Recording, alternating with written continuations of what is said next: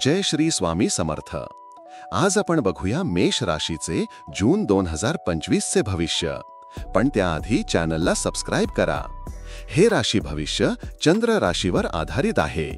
मेष राशीचे स्वामी मंगळ महिन्याच्या सुरुवातीला आपल्या नीच राशी कर्कमध्ये 4थ्या भावात विराजमान राहील, ज्यामुळे आरोग्यासंबंधी काही समस्या उद्भवू शकतात. 7 जून पासून ते तुमच्या पंचम भावात राहून राजयोग तयार करेल, ज्यामुळे शिक्षण आणि धनसंबंधी बाबींमध्ये तुम्हाला यश प्राप्त होईल. विद्यार्थ्यांना या महिन्यात आव्हाने येण्याची शक्यता आहे, त्यामुळे त्यांना थोडाफार त्रास देऊ शकतात. विवाहित लोकांसाठी महिन्याची सुरुवात अनुकूल राहील आणि नात्यांमध्ये प्रेम वाढेल. प्रेम संबंधांसाठी हा महिना थोडा कमजोर राहू शकतो. तुम्हाला वारंवार त्रासदायक परिस्थितीचा सामना करावा लागू शकतो आणि गैरसमज व भांडणाची शक्यता वाढू शकते. आर्थिक दृष्टिकोनातून काही खर्च येत राहतील, तरीही तुमच्या उत्पन्नात चांगली वाढ होईल. तुमचा बँक बॅलन्स वाढेल आणि त्यातून तुम्हाला दिलासा मिळेल. भावंडांचे सहकार्य तुम्हाला कामात मिळेल. आईला आरोग्याच्या समस्या त्रास देऊ शकतात, परंतु वडिलांकडून सहकार्य मिळण्याची शक्यता आहे. नोकरी करणाऱ्यांना धावपळ करावी लागू शकते. नोकरीच्या निमित्ताने लांबचा प्रवास आणि परदेश प्रवासाचा योग आहे. व्यवसाय करणाऱ्यांसाठीही या महिन्यात चांगले यश मिळण्याची शक्यता आहे.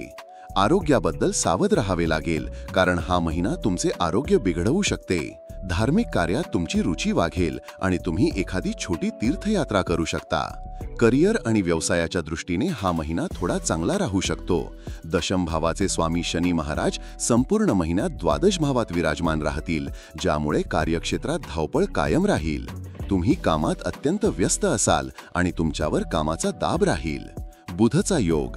6व्या भावाचे स्वामी बुध महिन्याच्या सुरुवातीला सूर्यासह 2ऱ्या भावात असतील, ज्यामुळे कार्यक्षेत्रात चांगल्या यश व धनलाभाचे योग तयार होतील.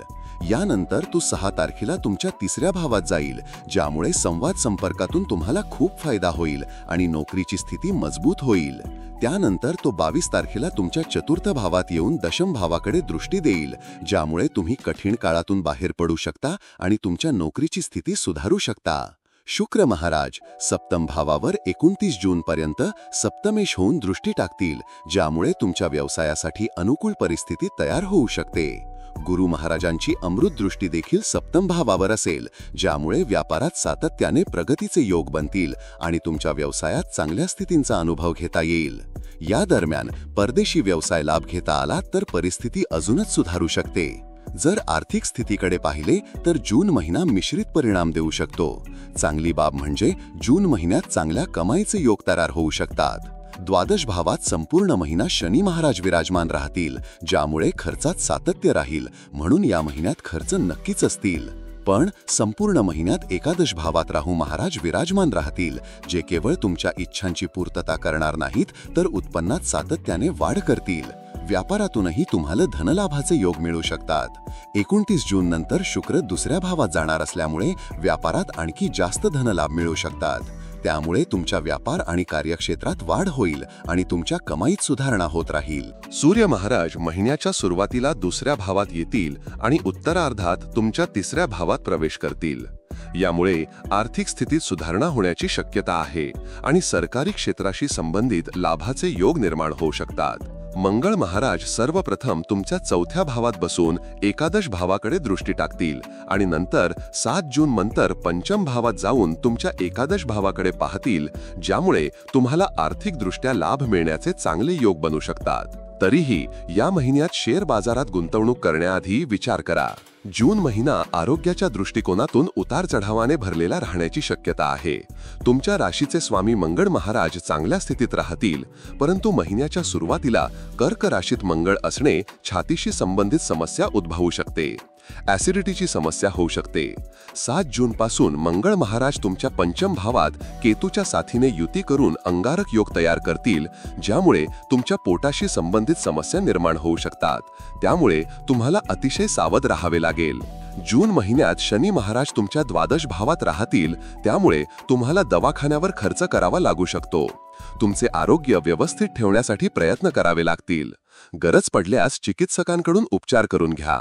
जर तुम्ही एखाद्या प्रेमसंबंधात असाल तर हा महिना तुमच्यासाठी नाजूक राहू शकतो. संपूर्ण महिन्यात केतू महाराजाचा पंचम भावात विराजमान राहणे एकमेकांविरुद्ध गैरसमज वाढवू शकते, ज्यामुळे तुमच्या नात्यात वारंवार तणाव उद्भवू शकतो. काही लोकांना फसवणूक होण्याची शक्यता आहे, ज्यामुळे त्यांचे मन तुटू शकते. पंचम भावाचे सूर्य महाराज महिन्याच्या सुरुवातीला दुसऱ्या भावात बुधांसोबत विराजमान राहतील, ज्यामुळे तुम्ही घरातील तणामुळे तुमच्या प्रिय व्यक्तीपासून दूर होण्याचा प्रयत्न करू शकतात.